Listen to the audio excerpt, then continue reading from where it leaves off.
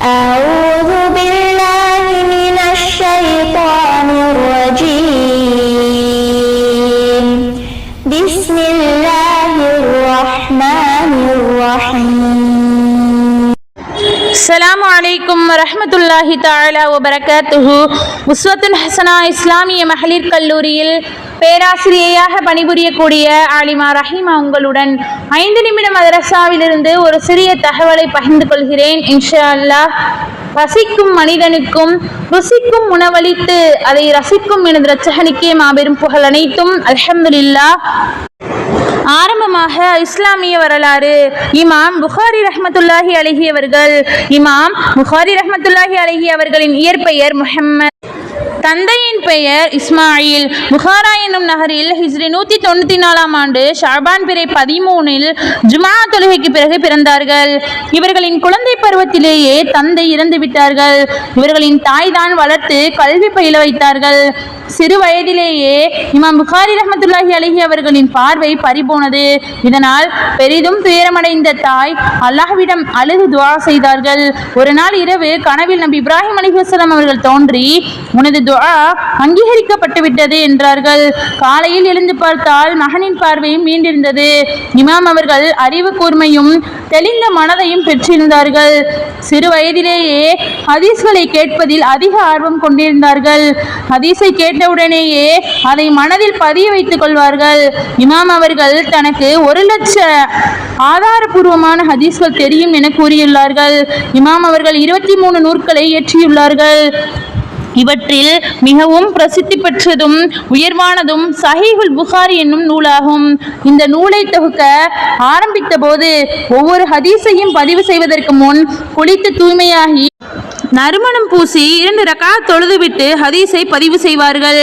இதே போன்று 16 ஆண்டுகளில் இந்த நூல் நிறைவு பெற்றது. ஹதீஸ் களஞ்சியத்தில் எல்லோராலும் ஏற்று போற்றப்படும் நூலாகும். இமாம் புகாரி ரஹ்மத்துல்லாஹி அலைஹி அவர்கள் ஹிஜ்ரி 256 ஆண்டு ஷவ்வால் பிறை 10 இஷா தொழுகைக்கு பின் இயற்கை எய்தினார்கள். இன்னா லில்லாஹி வ இன்னா இலைஹி ராஜிஊன். இரண்டாவதாக அல்லாஹ் தஆலாவின் ஆற்றல். வைரமும் நிலக்கரியும். அல்லாஹ் தஆலாவின் ஆற்றலை பாரீர். அவன் பூமிக்கு அடியில் அநேக உலோகங்களை படைத்துள்ளான். அவற்றில் கல் வடிவத்தில் உள்ள வைரமும் நிலக்கரியும் ஒன்று. இவை இரண்டும் ஒரே இனத்தைச் சேர்ந்த வெவ்வேறு வடிவங்கள் என ஆராய்ச்சியாளர்கள் கூறுகிறார்கள். உண்மையில் இது ஒரு தனிமம் ஆகும். ஒரு பொருளை சில வேளை வைரமாகவும் சில வேளை நிலக்கரியாகவும் வெளிப்படுத்தும் ஆற்றல் யாருடையது? நிச்சயமாக அல்லாஹ் தஆலாவின் ஆற்றல் தான் அது. மூன்றாவதாக ஒரு ஃபர்லை பற்றி. கொழுந்தனார் எதிரில் வராதீர்கள். நபிகள் நாயகம் ஸல்லல்லாஹு அலைஹி வஸல்லம் அவர்கள் கூறினார்கள், திருமணத்திற்கு தடையில்லாத பெண்களிடம் எதிரில் சென்று வருவதை தவிர்த்து விடுங்கள். ஒரு அன்சாரி சஹாபி, யா ரசூலல்லாஹ், கொழுந்தனார் பற்றி தாங்கள் என்ன கூறுகிறீர்கள் என கேட்டார்கள். அதற்கு நபி அவர்கள், கொழுந்தனார் என்பவர் மரணமாயிற்று என பதிலளித்தார்கள். அதாவது மரணத்திற்கு அஞ்சுவது போன்று ஒரு பெண் தனது கணவரின் சகோதரியிடம் அஞ்சி திரைமறைவில் இருக்க வேண்டும். நான்காவதாக ஒரு சுன்னத்தை பற்றி. ருக்குவில் கைகளை முழங்கால் மீது வைப்பது. நபி ஸல்லல்லாஹு அலைஹி வஸல்லம் அவர்கள் ருக்குவின் போது தனது கைகளை முழங்கால் மீது வைத்திருப்பார்கள். பார்ப்பவர்களுக்கு அவற்றை பிடித்திருப்பது போன்றும் தோன்றும். மேலும் 2 முழங்கைகளை சற்று வளைத்து விழாவை விட்டும் விலக்கி வைப்பார்கள். ஐந்தாவதாக ஒரு முக்கிய அமலின் சிறப்பு. கஅபா ஆலயத்தை கண்டு துஆ செய்க. நபி ஸல்லல்லாஹு அலைஹி வஸல்லம் அவர்கள் கூறினார்கள், 4 சந்தர்ப்பங்களில் வானத்தின் கதவுகள் திறக்கப்படுகின்றன. அது சமயம் துஆக்கள் ஏற்கப்படுகின்றன. அவற்றில் ஒன்று கஅபாவை முதலாக கண்ணால் கண்டதும் துஆ செய்வது. ஆறாவதாக ஒரு பாவத்தை பற்றி. அநீதமாக நிலத்தை அபகரிப்பதால் வேதனை. நபி ஸல்லல்லாஹு அலைஹி வஸல்லம் அவர்கள் கூறினார்கள், எவர் அடுத்தவரிடமிருந்து சிறிதளவு நிலத்தையாவது அநீதமாக அபகரிக்கிறாரோ அவரை மறுமை நாளன்று 7வது பூமி வரை அழுத்தப்படும். ஏழாவதாக உலகத்தை பற்றி. அதிகம் அஞ்ச வேண்டிய பொருள். நபிகள் நாயகம் ஸல்லல்லாஹு அலைஹி வஸல்லம் அவர்கள் கூறினார்கள், அல்லாஹ் தஆலா பூமியின் பரக்கத்துகளை உங்களுக்கு வெளியாக்கி விடுவானோ என நான் அஞ்சுகிறேன்.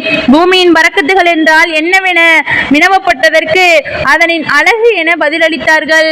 எட்டாவதாக மறுமையை பற்றி. அல்லாஹ்விற்கும் ரசூலுக்கும் வழிபட்டால் அல்லாஹ் தஆலாவிற்கும் அவனுடைய தூதருக்கும் எவர் கீழ்ப்படிந்து நடக்கிறாரோ அவரை தோட்டங்களில் அவன் புகச் செய்வான். அவற்றின் கீழ் ஆறுகள் ஓடிக்கொண்டிருக்கும். அவற்றில் அவர்கள் நிரந்தரமாக இருப்பார்கள். இதுவே மகத்தான வெற்றியாகும். 9 நபி வழி மருத்துவம். ஜின்களின் தொல்லையிலிருந்து பாதுகாப்பு. ஹஜ்ரத் காலித் பின் வலீத் ரலியல்லாஹு அன்ஹு அவர்கள் நபி அவர்களிடம் வந்து, யா ரசூலல்லாஹ், ஒரு ஜின் என்னை மிகவும் தொல்லை செய்கிறது என்றார்கள். நபி ஸல்லல்லாஹு அலைஹி வஸல்லம் அவர்கள் அந்த சஹாபிக்கு ஒரு துஆ கற்பித்தார்கள். அல்லாஹ்வின் அருளால் இந்த துஆவை ஓதியதும் ஜின்னின் இடையூறிலிருந்து விடுபட்டதாக மேற்படி சஹாபி கூறினார்கள். இதோ அந்த துஆ: அஊது பி கலிமாத்தில்லாஹி தாம்மாத்தி மின் ஷர்ரி அலமி லா யுஜாவிஸுஹுன்ன பர்ரு வலா ஃபாஜிரும் மின் ஷர்ரி மா தரஅ ஃபில் அர்ض் வ மின் ஷர்ரி மா யக்ருஜு மின்ஹா வ மின் ஷர்ரி மா யஅருஜு ஃபிஸ் ஸமா வ மா யன்ஸிலு மின்ஹா வ மின் ஷர்ரி குல்லி தாரிகின் இல்லா தாரிகை யத்ருகு பி கைரி யா ரஹ்மான். 10வதாக குர்ஆனின் அறிவுரை. அல்லாஹ் தஆலா குர்ஆனில் கூறுகிறான், இறை நம்பிக்கையாளர்களே, அல்லாஹ்வின் மார்க்க அடையாளங்கள் உள்ள இடங்களையும் புனித மாதங்களையும் அடையாளமிடப்பட்ட குர்பானி பிராணிகளையும் தங்களுடைய இறைவனிடமிருந்து அருளிய திருப்பொருத்தத்தையும் தேடியவர்களாக கஅபா என்னும் புனிதமிக்க இல்லத்தில் நாடி செல்வோரையும் நீங்கள் அவமதிக்காதீர்கள். இன்ஷா அல்லாஹ். அஸ்ஸலாமு அலைக்கும் வரஹ்மத்துல்லாஹி தஆலா வ பரகாத்துஹு.